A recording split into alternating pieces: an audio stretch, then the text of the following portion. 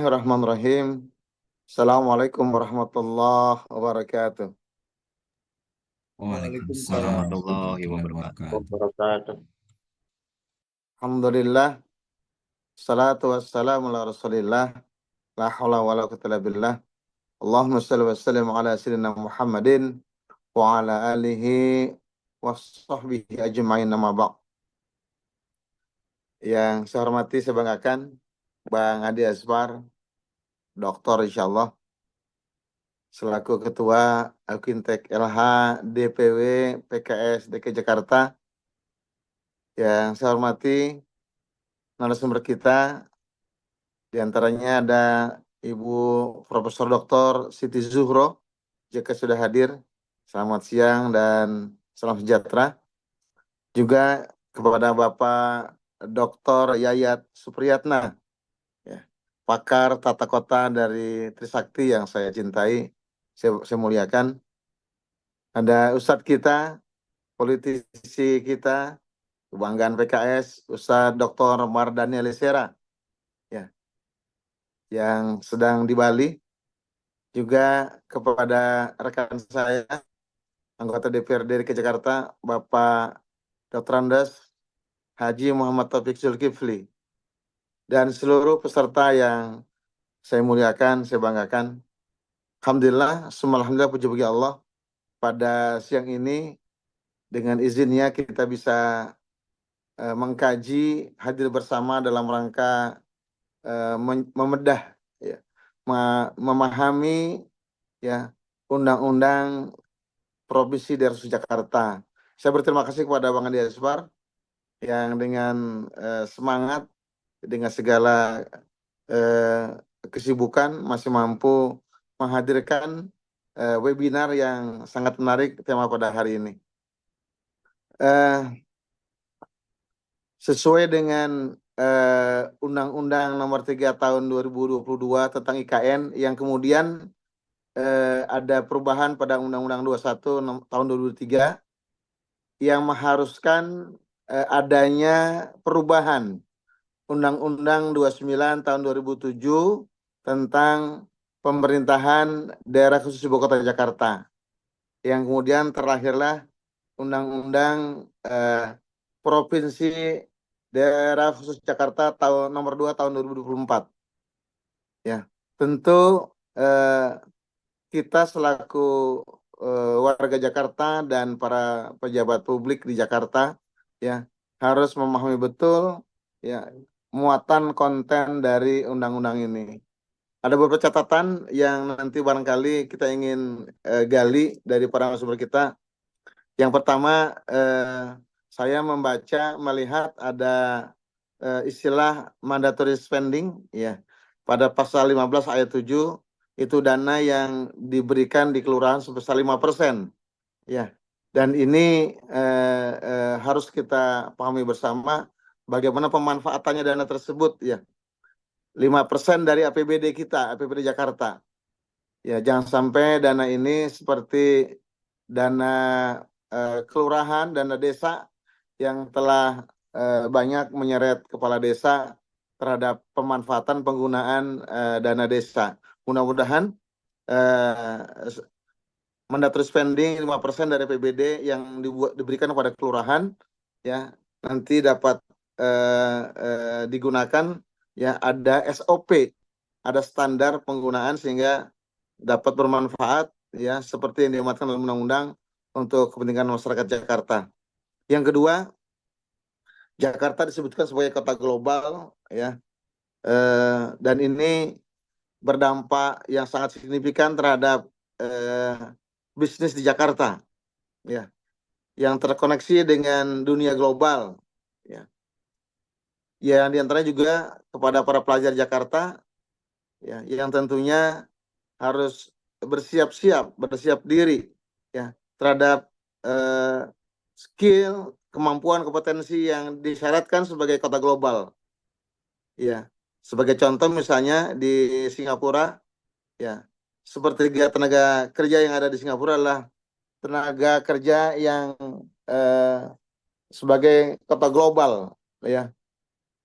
Jakarta tentu saat ini yang peringkatnya hanya 74, ya, laporan dari Kine Institute bahwa dan Singapura pada peringkat ke-7. Ya, bila Jakarta ingin meningkatkan peringkat, maka harus meningkatkan jumlah penduduk dengan gelar akademik dan populasi pelajar internasional. Ya, serta meningkatkan konektivitas bisnis dengan konferensi global. Satu hal yang menjadi fokus di webinar ini adalah apakah konsep Jakarta Kota Global ini jadi sinyal warning untuk UMKM kita, ya. Apakah ini berkontribusi terhadap PDB kita, ya, yang lebih dari 5% adalah dari UMKM. Dan ini tantangan sendiri buat kita bersama, ya, terhadap UMKM kita di Jakarta. Yang ketiga, poin berikutnya adalah tentang Undang-Undang DKJ ini, ya, adanya kewenangan khusus Jakarta pada aspek administrasi kependudukan dan pencatatan sipil. Ini ada dalam pasal 19 ayat 3, saya catat, ya. Saat ini ada kebijakan penonaktifan NIK warga Jakarta yang bermukim di daerah penyangga Jakarta, di Depok, Bekasi, Tangerang, ya, Tangsel, Bogor, Cianjur, Sukabumi, ya, border Jakarta, ya. Pada poin ini PKS Jakarta melalui fraksi di DPRD terus memperjuangkan perlindungan, ya, pada warga Betawi yang ada di sekitaran Jakarta yang memang karena satu dan lain hal mereka harus pindah di sekitaran Jakarta. Yang keempat, ya, daerah Bogor, Depok, Tangerang, Bekasi, ya, kemudian Cianjur dan Sukabumi akan menjadi kawasan aglomerasi Jakarta. Pasalnya pasal 51 saya lihat yang akan memiliki kebijakan tersendiri untuk mensinkronisasi tata ruang. Ya, pasal 53-nya bahkan mendapatkan anggaran khusus dari pemerintah pusat. Ada di pasal 54. Pada poin ini perlu mengoptimalkan konsep kawasan aglomerasi untuk meningkatkan PAD di Jakarta. Saat ini ada potensi penurunan PAD Jakarta karena tren menurunnya jumlah pendatang yang merantau ke Jakarta. Karena kota satelit di sekitar Jakarta menjadi magnet baru bagi pendatang, yaitu di sekitar Bogor, Depok, Tangerang, Tangsel, dan kota Bekasi. Ya. Hadirin Allah, yang kelima, pengelolaan aset pusat yang ada di Jakarta perlu menjadi perhatian kita bersama. Ya. Pemerintah Kota DKI Jakarta, ya, sudah muncul, ya, gagasan pada aset 13 BUMN di Monas ditawarkan ke pengusaha di Hong Kong. Pemprov DKI perlu berperan aktif dalam proses ini karena letak aset ini ada di Jakarta. Jangan sampai pemerintah provinsi DKI Jakarta, ya, yang provinsi DKJ tidak hadir dalam kebijakan yang berdampak pada warga Jakarta. Karena pada dasarnya aset negara yang termasuk ada aset BUMN adalah untuk pelayanan masyarakat, sehingga pengelolaan transaksinya menjadi tanggung jawab dan kewenangan pemerintah. Kita lihat dalam PP 28 tahun 2020 tentang pengelolaan BUMN dan BMN dan BMD, barang milik daerah dan barang milik nasional. Terakhir saya ingin soroti, ya, Pemprov DKI Jakarta diberi kewenangan khusus di bidang kelautan dan perikanan, namun tidak termasuk sektor minyak dan gas bumi. Ini perlu menjadi perhatian Pemprov DKI, ya, Pemprov DKJ, karena baru ditemukan potensi minyak bumi di Teluk Jakarta yang jumlahnya sangat fantastis. 1 miliar barrel di lapangan Zulu, ya, Blok ONWJ. Ya. Blok ONWJ ini dikelola oleh Pertamina Hulu Energi dengan luas, ya, kurang lebih 8.300 km persegi, membentang dari Kepulauan Seribu hingga Cirebon. Ya.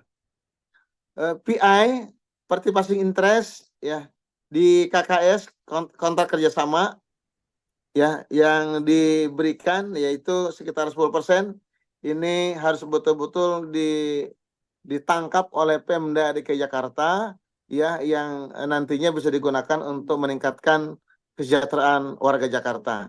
Ini barangkali yang menjadi catatan saya untuk kita dapatkan jawabannya di sumber kita. Mudah-mudahan acara ini bermanfaat buat kita semua. Demikian, mohon maaf. Assalamualaikum warahmatullahi wabarakatuh.